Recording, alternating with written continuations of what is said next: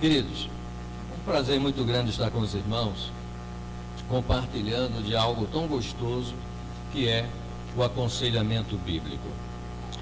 O aconselhamento, na verdade, a gente às vezes dá um frio na barriga e a gente pensa que o aconselhamento é apenas para o pastor, não é? Ele que estudou, ele que foi chamado. Então a responsabilidade de resolver os conflitos, os problemas, cabe a ele.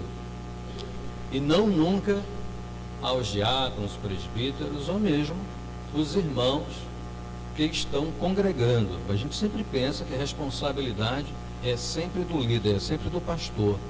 Ele que foi chamado, então o problema é dele. Ele que resolve os abacaxis, né, que acontecem no dia a dia. Mas eu gostaria de começar trazendo a letra da música que nós acabamos de cantar.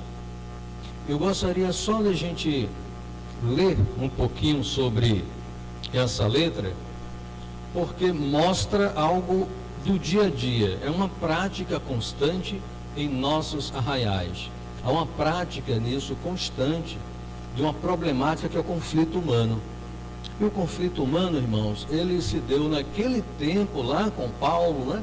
Quando o apóstolo Paulo escreve isso para a igreja, até os dias atuais, porque o homem é o mesmo, as suas aspirações, os seus conflitos internos, os seus objetivos, as suas frustrações também. E é sobre isso, dizendo: não entendo o meu próprio agir sem tua graça. O que seria de mim? Primeiro, que há a consciência desse indivíduo quando ele expressa isso, dizendo que a graça de Deus, sem estar na vida dele, ele fica meio que perdido e vazio. E continua: pois o bem que eu quero fazer não faço. E aí a palavra, logicamente, de Paulo. E o mal que eu não quero, este sim, acabo cometendo. E ao cometer isso que não se deseja, mas que muitas vezes é inevitável, a própria letra da música a seguir ele fala sobre isso, gera nesse homem, gera nesse indivíduo o conflito, e muitas vezes a questão da culpa. Trazemos uma culpa que não é nossa. A culpa ficou na cruz. Se lermos Isaías 53, vai falar sobre isso. Eu quero ficar muito à vontade aqui com vocês sobre a questão de não ficar preso a apostila. Vamos citá-la, mas ficar muito livre para a gente trabalhar alguns aspectos.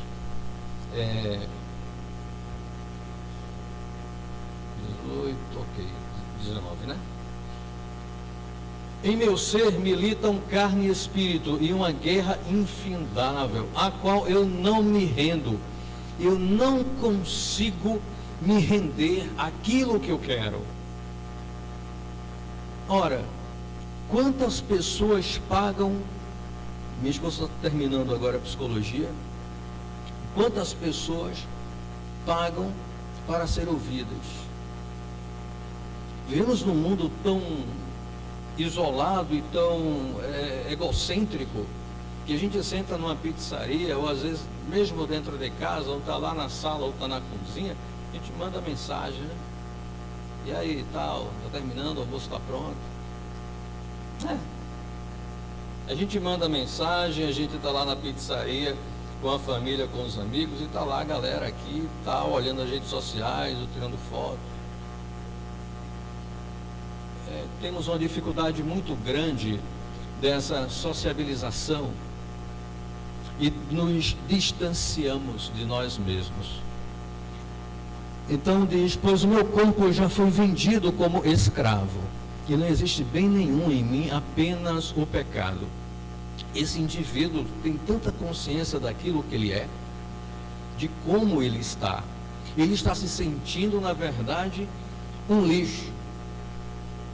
Um grande vazio habita dentro desse indivíduo. Não estou falando exatamente Paulo, mas ele está falando aqui, vamos pegar não só o Paulo, mas o ser humano, num sentido mais amplo e completo, tá?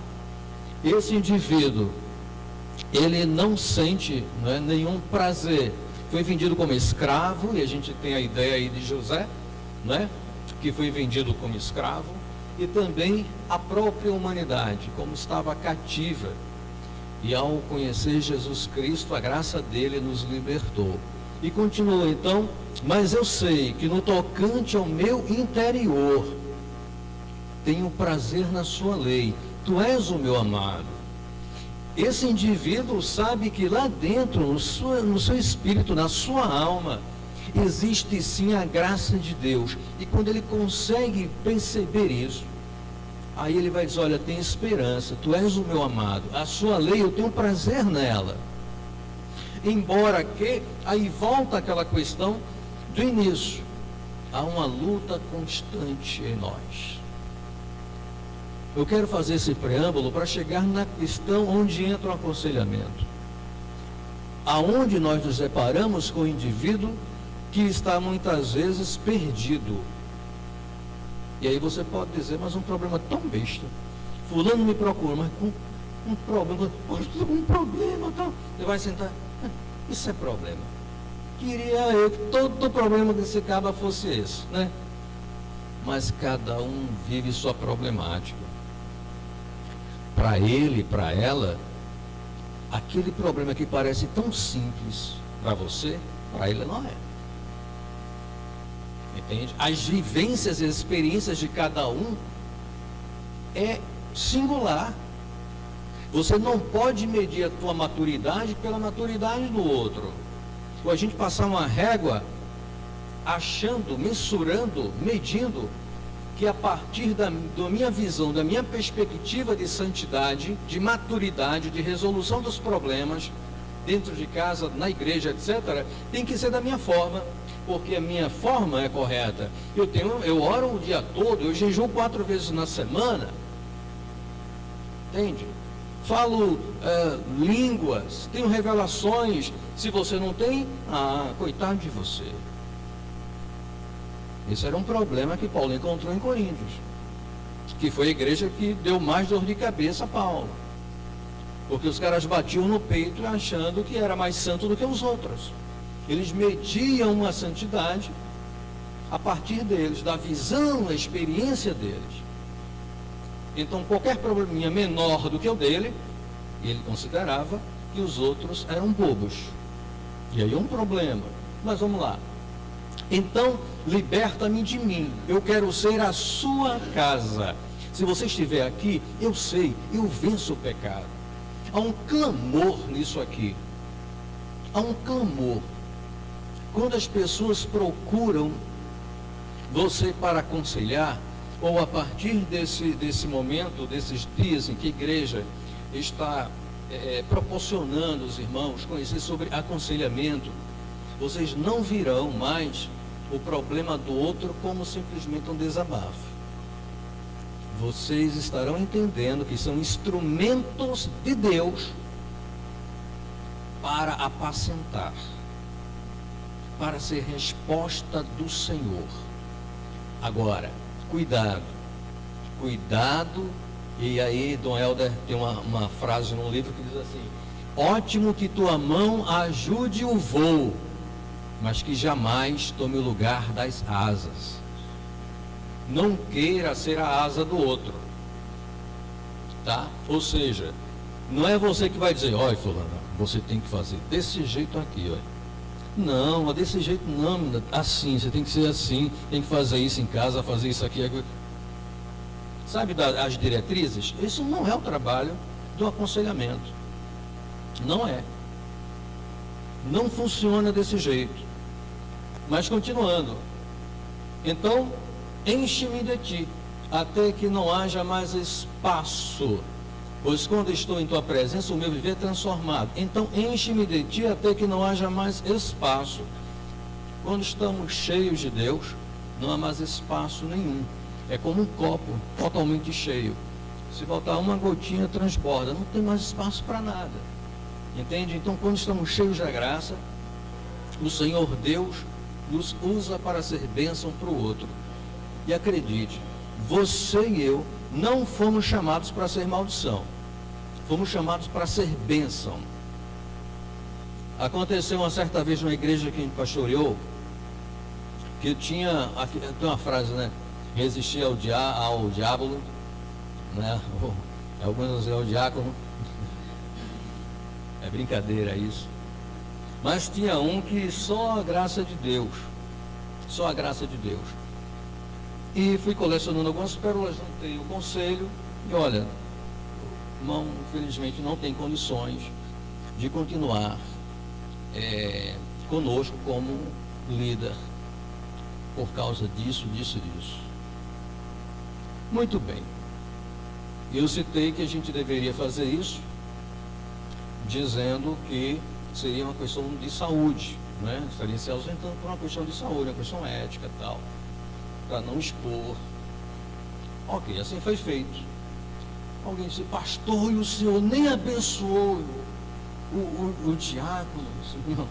Se eu não tenho uma palavra para abençoar, amaldiçoar é o que eu não vou fazer, né? Então, se você não vai abençoar, não amaldiçoe, tá? O seu trabalho e o meu fomos chamados por Deus para ser bênção na vida do outro. As situações que a gente já citou aí, várias delas, né? Esse indivíduo, nós somos esse indivíduo. Eu e você somos tão carne, tão humano como qualquer outra pessoa. O fato de sermos chamados por Deus, escolhidos por Deus, não nos torna, não levamos uma injeção, uma vacina para ficar imune à questão do mundo. Não ficamos imunes à raiva, à ira. É tanto que Jesus vai falar, irais, olha, vocês não pequem. Não deixem que o sol se ponha sobre a sua ira. Ou seja, você se irou de manhã, de tarde, depois virou o dia todinho e você remoendo aquilo. Não funciona. Mas vamos lá. Eu passo a ser livre para viver a tua vontade. Quando vivemos a vontade de Deus, nós somos, na verdade, ali, como agindo por sabedoria, né? E por discernimento entre o bem e o mal, na página 9 aí com vocês. E ao te conhecer, todo o meu ser se enche de bondade e reina o Espírito sobre a carne. Esse discernimento entre o bem e o mal, na página 9, ele nos dá a possibilidade, irmãos, de perceber aquilo em que o indivíduo necessita de Deus. Ora, se ele ou ela está passando um problema e há uma necessidade de um aconselhamento, de uma palavra, a palavra do aconselhador tem que ser uma palavra divina. E aí, sabedoria divina. Sabedoria, você já viu sabedoria? Você já pegou na sabedoria? É que nem amor. Você já sentiu o cheiro do amor? Você já abraçou o amor? Já viu a dimensão dele? É abstrato, não é? Não é abstrato? Mas, irmãos, eu pastoreei uma cidade no interior e nós ganhamos uma sacola. Dizem que chuchu não tem gosto. Vocês cozinham, o pessoal que... Eu sou prova, eu sou bom de cozinha.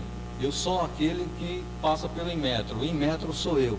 Lá em casa, então, batatinha frita, tá, eu vou lá, degusto primeiro para ver se está tudo bem. Então, chuchu tem gosto? Não tem. Mas só falar para vocês que aquele chuchu que a irmã levou, lá no início do povoado, até a casa pastoral, tinha um sabor muito grande. O sabor, sabe de quê? De amor.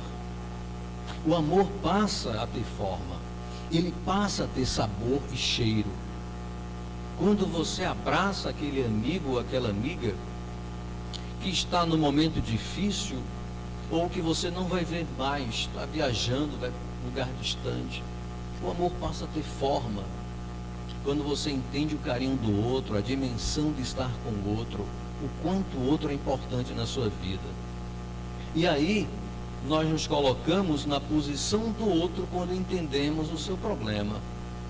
a dimensão e a gravidade do problema dele e que ele necessita agora de ver Deus.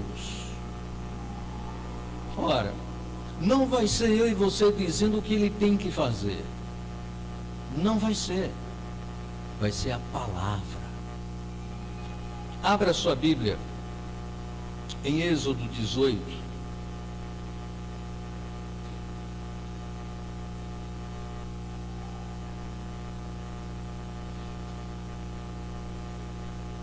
De 13 a 26.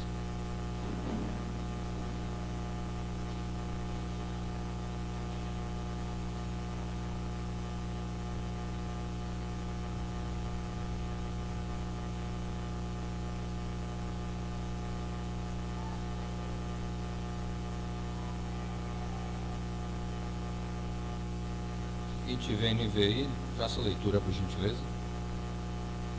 Pronto, quem que lê aí? Ótimo, nova versão internacional, ótimo. Quem lê?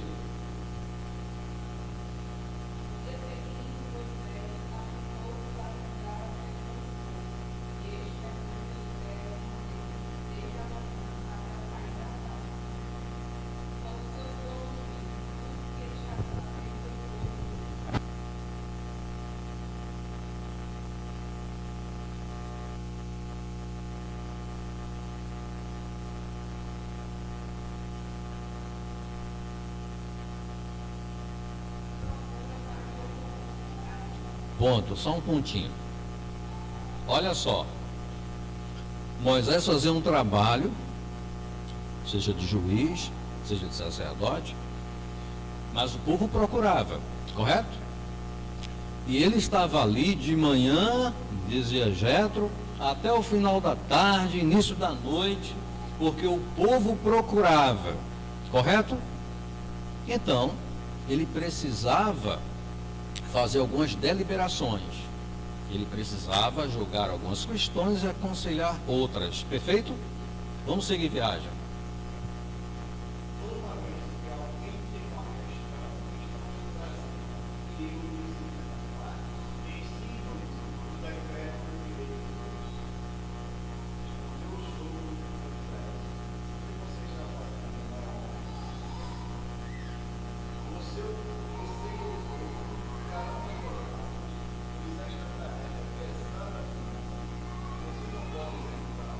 Ok. Olha só. Irmãos, há uma lógica plausível na fala de Moisés. Ele dizia que, olha, o povo vem me procurar e eu preciso dar algumas diretrizes, porque essas pessoas precisam. Elas vêm aflitas para mim, algumas questões que precisam ser ajuizadas e outras precisam tomar direção, direcionar, aconselhar. E aí Jetro vai dizer, tá certo, mas o que você está fazendo não é legal. Você está esquecendo da sua família. E aí Jetro vai dar aquele grande conselho, que é Moisés dividir o povo pelas dezenas, por líderes de cabeça das tribos. Meus irmãos, o fato de Moisés ser um líder e capaz de aconselhar, é preciso que o aconselhamento e aquele que aconselha, ou seja, o aconselhador, né, seja aquela pessoa que entenda que precisa também ser aconselhado. Tá certo? O fato de você ser líder, o fato de sermos pastores, o fato de sermos diáconos, presbíteros, membros de igreja, estamos aptos a aconselhar, a ouvir, a dar uma palavra. Precisamos entender que precisamos de cuidado. E Moisés entende isso. Para ele estava fazendo a coisa perfeita. Para ele estava correto. E olha, o discurso realmente era bom, bonito. E não estava fazendo nada de errado. Eu estou aconselhando o povo. O povo vem a mim e eu os ensino os decretos de Deus. Ótimo, não tem nada errado nisso. O problema é que ele não enxergava o mal que ele estava fazendo a si e a família dele. E até o povo também ficava na fila aquele tempo todinho. Não sei se vendia naquele tempo lugar na fila, que nem no INSS, né? Olha, tá aqui, pega a senha aqui, tal, estão lá, aquele negócio todo, não sei. Mas, irmãos, entender que precisamos de cuidado é super importante. E isso é sabedoria, assim como diz a palavra. Discernimento entre o bem e o mal, está lá em Provérbios 5, 7. Se o sábio der ouvir, está aí na apostila, quem quiser puder ler, pode ler. Se o sábio, cadê?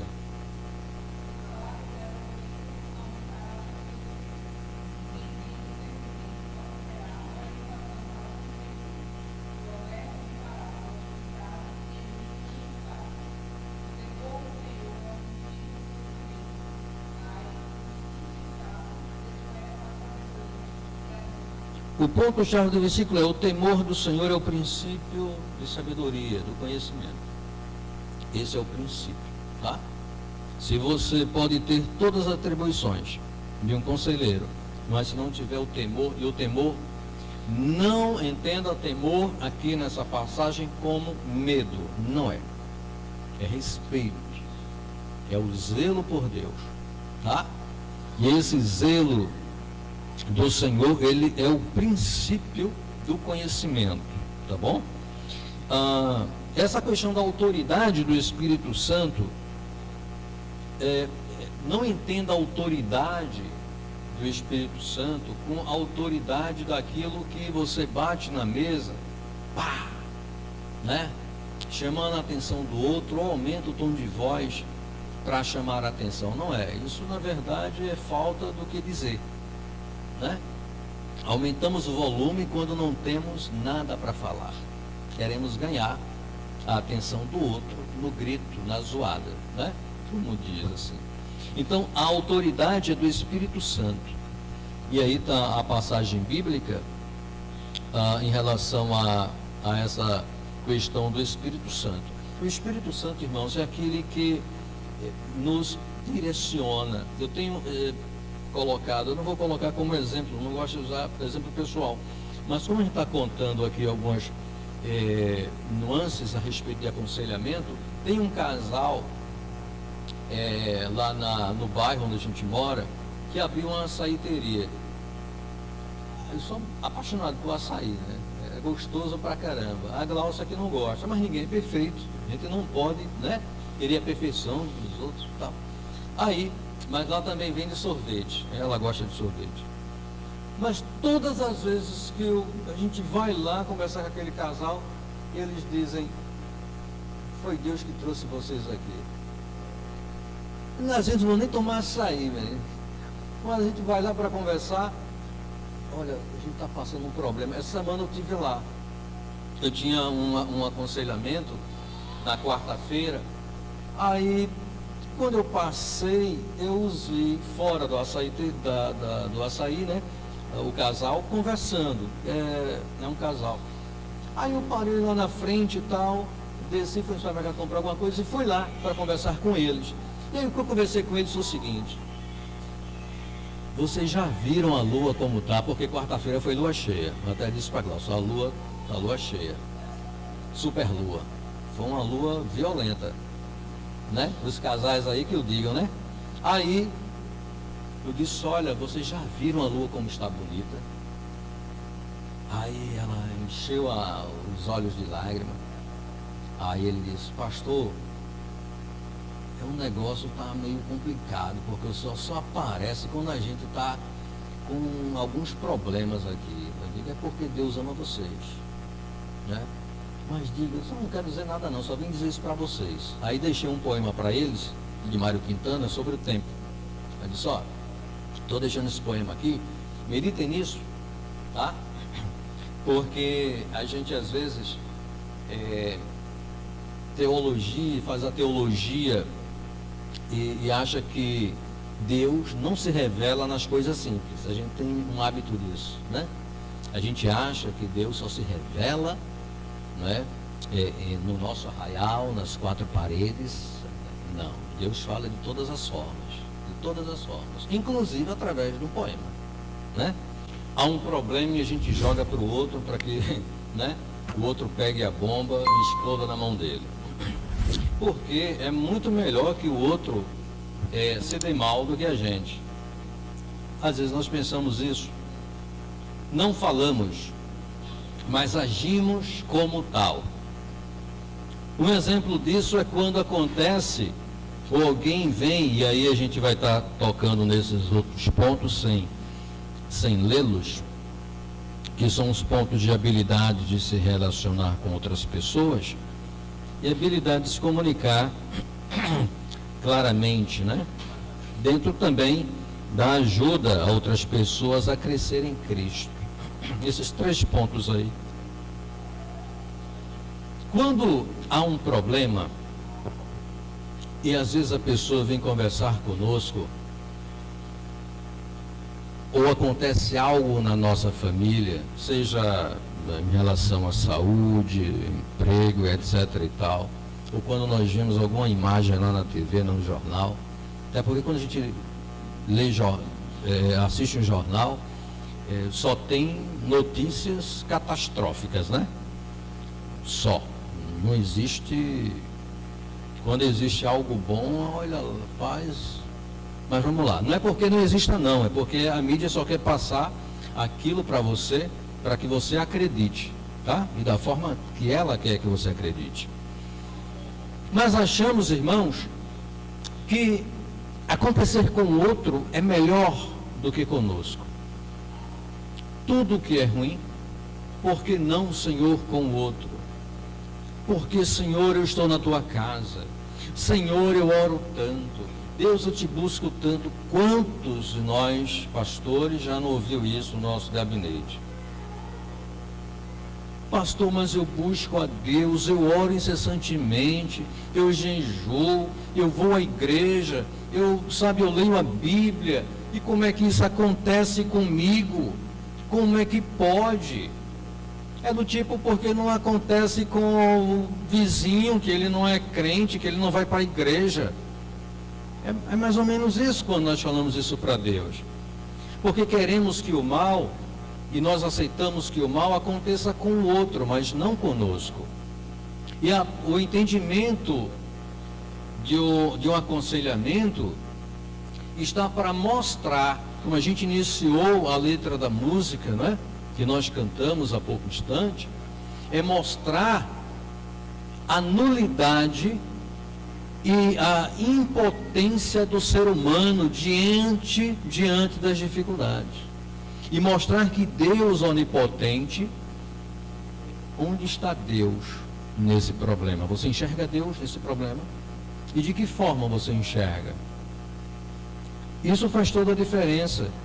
Habilidade, seja de relacionamento com as pessoas, habilidade de comunicar claramente, e o desejo genuíno de ajudar outras pessoas a crescer em Cristo, está dentro do nosso relacionamento com Deus. Você não pode dar o que você não tem. Ninguém pode dar aquilo que não tem. Não espere, não faça expectativas de algo ou sobre alguém que você às vezes já sabe até o resultado. Não gere expectativa. É melhor ser surpreendido do que ser frustrado, não é? Eu quero colocar aqui como exemplo o João. O João foi uma ovelha que pastoreamos. E o João, um homem trabalhador, jovem trabalhador, na roça, pedreiro também. E ele disse: pastor, eu estou precisando namorar, preciso casar. Digo amém, é verdade, meu irmão, que maravilha. Vamos orar para isso, né? Pedir a Deus uma jovem para que o irmão se aperfeiçoe, né? Se afeiçoe, melhor dizendo, com ela. Pedir a Papai do Céu, vamos orar nesse sentido. Semana seguinte, João trouxe a moça. pastor, está aqui a minha noiva. Hã? A gente já vai casar. Eu digo, pente, como diz o Matuto. Vai casar? Irmão, tu orasse. Oxe, pastor, passei a semana toda orando. E Deus já respondeu. Deus já respondeu. Tu tem certeza? Tem. A gente já vai casar, já marcou a data. Próximos 15 dias a gente está casando no civil. Deus falou contigo? Falou. Se Deus falou com ele, tu acha que eu vou dizer o quê? Eu vou dizer alguma coisa, irmãos? De jeito nenhum. Irmão, tu tem certeza que foi Deus? Tenho. Tá certo. Irmão, olha, tu vai casar, é uma coisa séria. Não, pastor, eu estou consciente disso. Tá certo. O irmão casou, João casou. Casou no civil. Em 15 dias foi o processo de... Não sei se conheceu a menina em 15 dias, né? Talvez já tenha conhecido ela antes. Não sei. João casou. Irmãos, 20 dias depois, João liga para a gente, 11h30 da noite. Pastor, venho aqui por gentileza, porque a mulher está jogando minha roupa toda fora. Ai, meu Deus do céu. Aí a gente vai lá para conversar com o João e a esposa dele, para tentar apaziguar o problema. Meus irmãos, quando você aconselha e a pessoa diz que Deus se revelou para ela, não tem o que você fazer. Primeiro, o seu, não digo trabalho, né? Mas o seu dom de aconselhar, ele para quando o outro não dá mais espaço para que você possa imprimir ou exprimir a vontade de Deus para a vida dele. A Bíblia, sempre Bíblia. Tá? Uma das qualificações, e aí você vai ler nesses itens aqui da página 10, tem aí várias coisas que a gente pode aqui passar a noite toda, né? Ser respeitável, hospitaleiro, tal, não violento, amável, pacífico, não apegado a dinheiro, governar bem a sua família, que é lá no ponto lá em cima, as habilidades de se relacionar com outras pessoas, que não deve sair da sua boca nenhuma palavra maldita, né? A habilidade de se comunicar em tudo que seja você mesmo exemplo para eles, ou seja, você se exime, quem aparece é a Bíblia. Você não tem eu acho, você não acha nada. No aconselhamento, você não deve achar absolutamente nada. Não tem achismo. Eu acho que você está errado. Irmãos, ó, a Bíblia fala sobre isso aqui. Você já leu a respeito?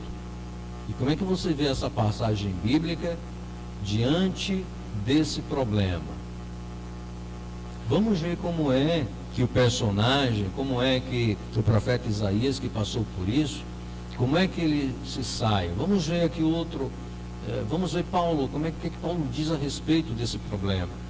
Nenhum problema humano é novo. Até porque, já vai dizer Salomão, que não há nada novo debaixo do céu. Nada novo. Então, você sai de cena e esse acho, ele é refúgio. Ele não acontece. Quem aparece é a Bíblia. E o aconselhamento bíblico, eu que necessito de conselho, eu devo procurar, eu devo querer, eu me sujeito ao outro para ser apacentado.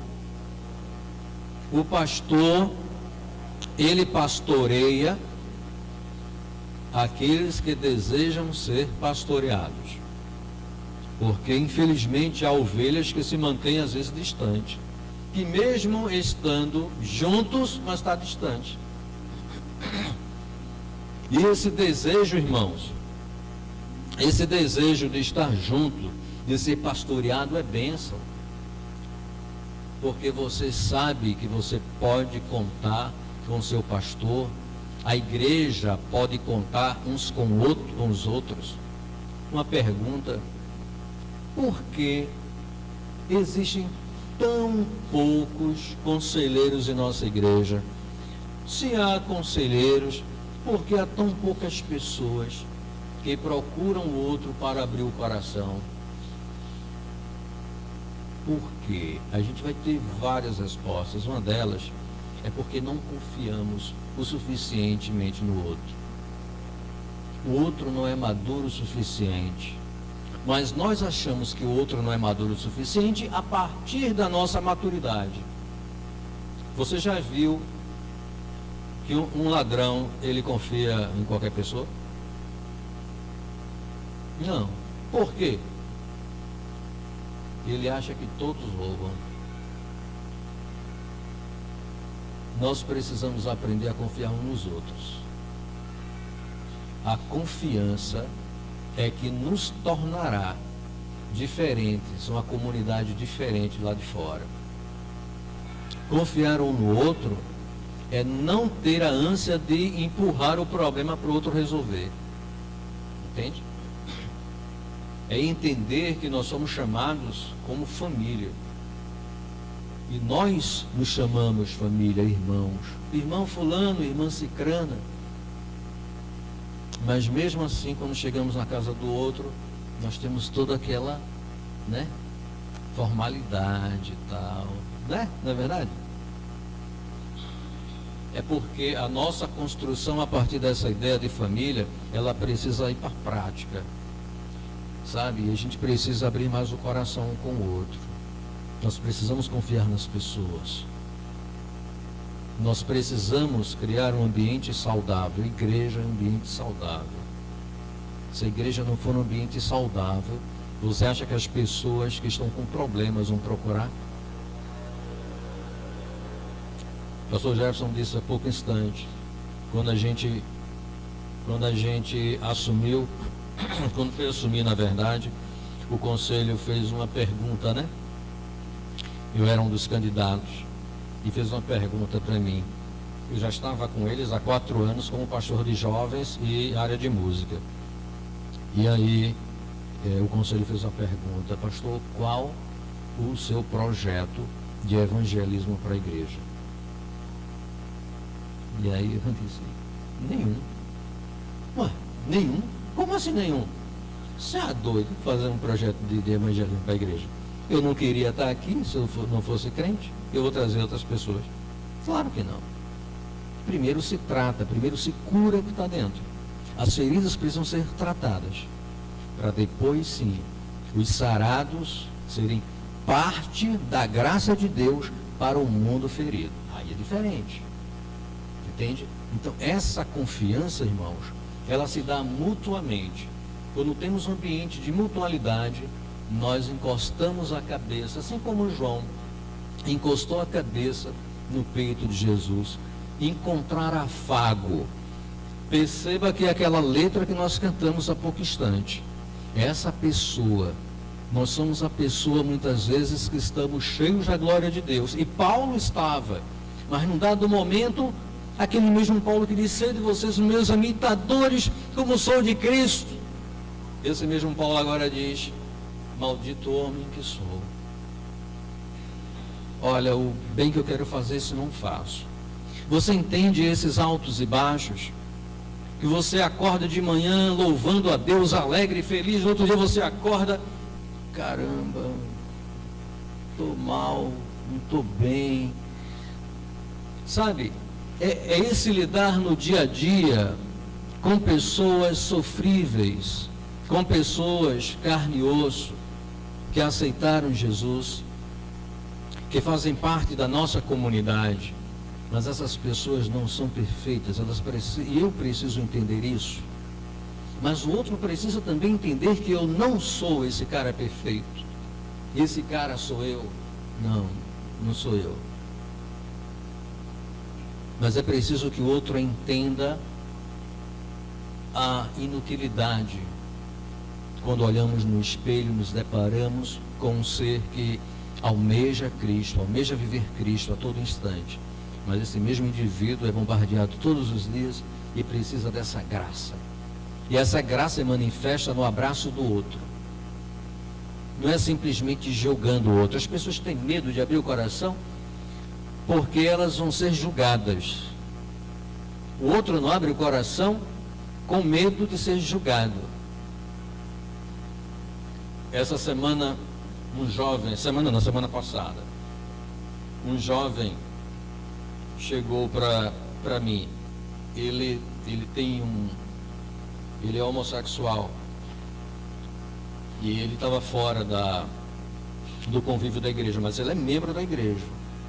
Mas só que ele vivia Bahia, Recife, Aracaju, Bahia, Recife, Aracaju.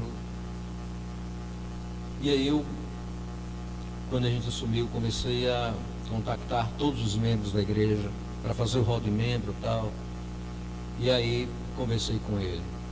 Meu filho, você faz parte do corpo de Cristo. Preciso que você tome uma posição diante do Senhor. Pastor, me ajude, me aguarde mais um pouco, tranquilo.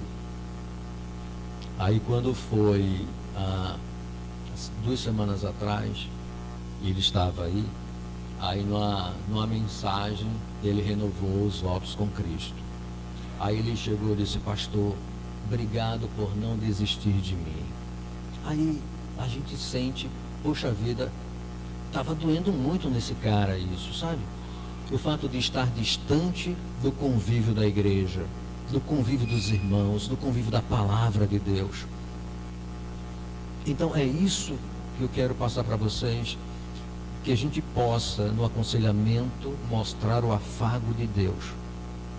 O outro já está cansado de ser julgado, mesmo cada um de nós aqui, mas que escutemos o outro com as suas dificuldades, com suas aflições, mas desapegado das pedras em que foram para apedrejar aquela mulher, do qual queriam que Jesus também fizesse parte desse apedrejamento. Mas que nós estejamos atentos, porque somos também pessoas falíveis. Somos também pessoas como alvo da graça divina. Amém? Deus nos abençoe. Obrigado pela oportunidade. O Senhor Deus abençoe o ministério, o pastor Jefferson, a sua esposa, todos os irmãos aqui que temos um carinho muito grande. Deus os abençoe ricamente. Esperamos em Deus que a graça do Senhor vos aumente todos os dias e que essa pequena porção da palavra, que nós poderíamos render aí até altas horas falando desse tema, que é um tema muito gostoso, porque o que impera no nosso ministério é justamente aconselhamento. Se tivesse para falar sobre aconselhamento aqui e coisa de gabinete, a gente ia longe. Deus os abençoe, queridos, em nome de Jesus.